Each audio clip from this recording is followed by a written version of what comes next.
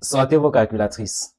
Alors, aujourd'hui, je vais vous demander, s'il vous plaît, de sortir vos calculatrices parce qu'ensemble, nous allons voir pourquoi le fait d'investir dans l'immobilier, quand on n'a pas rempli certaines conditions, est une erreur monumentale.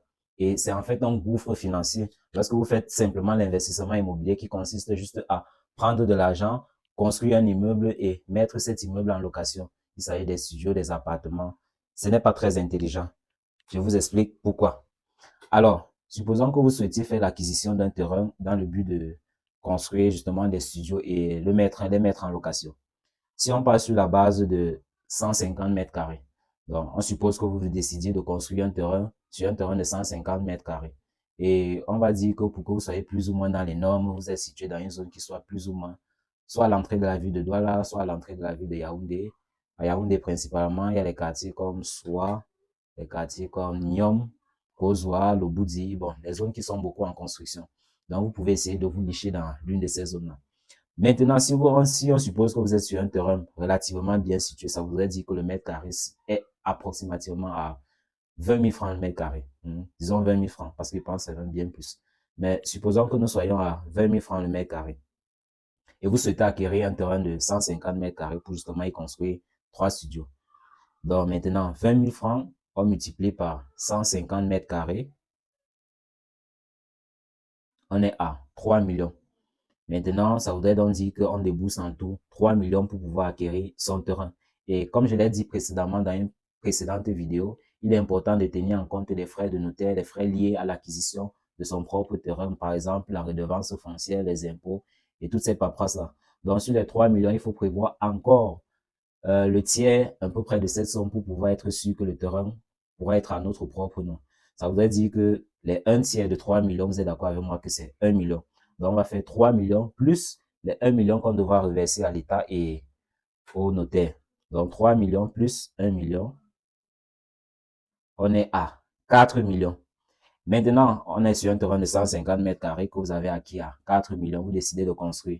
Si vous construisez une maison, des studios qui soient dans les standards plus ou moins acceptables, on n'est pas dans le luxe, mais on est non plus dans le bas de gamme. Ça voudrait dire que votre construction va coûter un peu près sur 150 mètres carrés si vous faites 3 studios, un peu près. De mon expérience, vous serez situé entre 15 à 20 millions. Donc, si on part dans le minimum, hein, supposons que vous fassiez quelque chose de relativement là, comme on dit que c'est acceptable. Ça veut dire qu'on se situe à 15 millions. Donc, si on est à 15 millions, ça veut dire qu'on avait d'abord 4 millions de dépensés pour l'acquisition du terrain. Donc, je fais donc ces 4 millions plus les 15 millions qu'on va dépenser pour la construction de nos 3 studios. Donc, je fais donc 4 millions plus 15 millions qu'on va dépenser pour la construction de notre studio.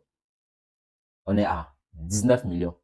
Donc, maintenant, ça voudrait dire qu'en tout et pour tout, pour pouvoir obtenir votre terrain et pour pouvoir vous construire, vous avez dépensé en tout 19 millions. Maintenant, sur les 19 millions, si vous avez construit une maison qui est plus ou moins acceptable, ça suppose que vous pouvez louer le studio à 50 000 francs le mois. Maintenant, si le studio coûte 50 000 francs, si on part sur 3 mois, ça va faire 150 000. Si on part sur 3 studios, oui, puisqu'on est parti sur la base de 3 studios, ça voudrait donc dire que par mois, vous avez 3 studios fois 50 000, donc ça veut dire 150 000 d'entrée chaque mois. Maintenant, regardons donc ensemble combien de mois il vous faudra pour récupérer votre investissement. Donc, il sera donc question pour nous, évidemment, de faire les 19 millions qu'on a dépensés en tout pour l'acquisition du terrain et pour la construction de la maison, qu'on va diviser par les 150 000 qu'on obtient chaque mois des locataires. Donc, 19 millions divisé par 150 000, on est à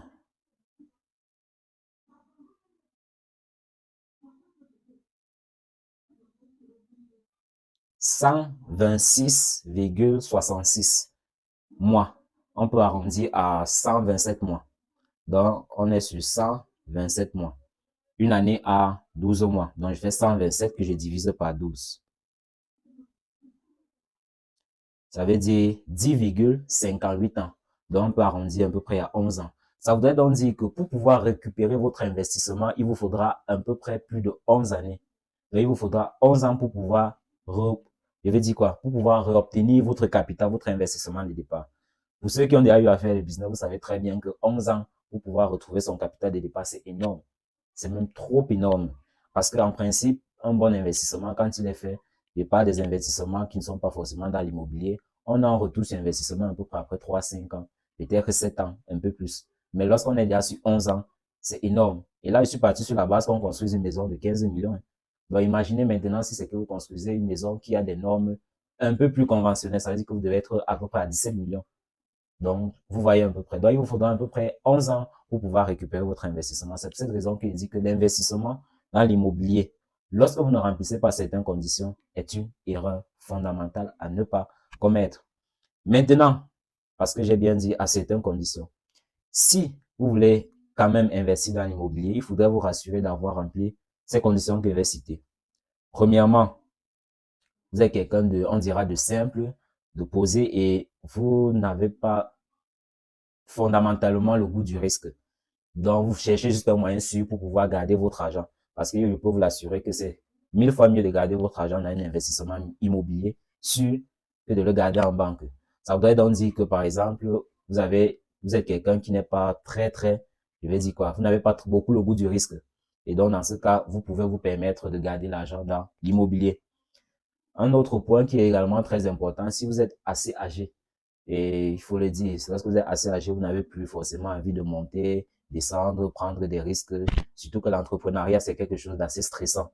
Alors, dans ces conditions-là également, il est recommandé de faire votre investissement immobilier.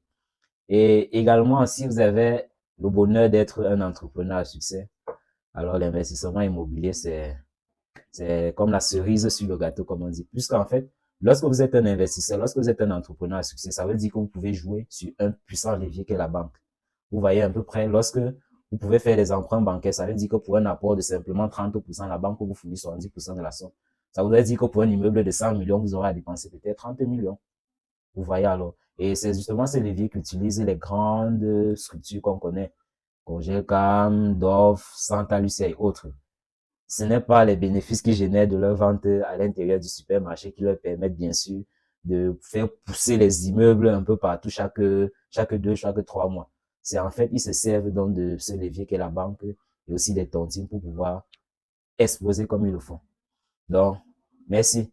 Cette vidéo avait pour but de vous expliquer qu'il est important et il est fondamental d'investir dans l'immobilier uniquement lorsqu'on remplit certaines conditions. Dans une prochaine vidéo, je vous expliquerai les différents investissements possibles dans l'immobilier qui nécessitent moins de fonds, qui sont rentables sur le court terme et qui, avec le temps, vont vous permettre d'emmagasiner le capital qui va vous permettre donc justement de jouer dans la cour d'écran. Merci, je suis Ronel Nokuden, ingénieur en génie civil. Et comme moi, j'espère que vous aurez une santé en béton armé. Merci.